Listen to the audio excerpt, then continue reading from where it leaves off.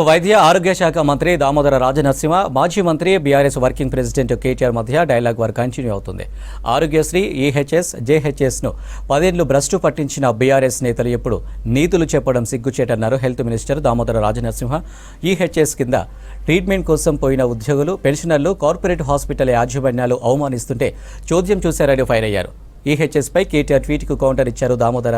తమ వేతనాల్లో నుంచి కాంట్రిబ్యూషన్ ఇస్తాం, ఈహెచ్ఎస్ సమర్థవంతంగా అమలు చేయండి ఉద్యోగులు, పెన్షనర్లు కోరినా బీఆర్ఎస్ సర్కారు పట్టించుకోలేదని ట్వీట్ చేశారు.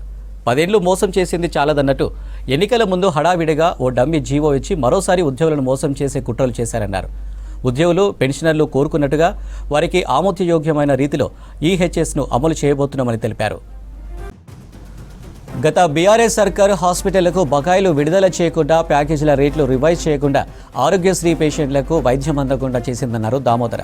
కాంగ్రెస్ ప్రభుత్వం అధికారంలోకి రాగానే ఆరోగ్యశ్రీ కింద ఉచిత వైద్యం పరిమితిని 5 లక్షల నుంచి 10 లక్షలకు పెంచామన్నారు. 10 ఏళ్లలో బీఆర్ఎస్ చేయలేకపోయిన ప్యాకేజీల రివిజన్ను 6 నెలల్లోనే చేసి చూపించామన్నారు. కొత్తగా 163 రకాల ప్రొసీజర్లను ఆరోగ్యశ్రీ పరిధిలోకి తీసుకొచ్చామని చెప్పారు. బీఆర్ఎస్ నేతలు ఇకనైనా ఇలాంటి చౌకబారు విమర్శలు మానుకోవాలన్నారు దామోదర.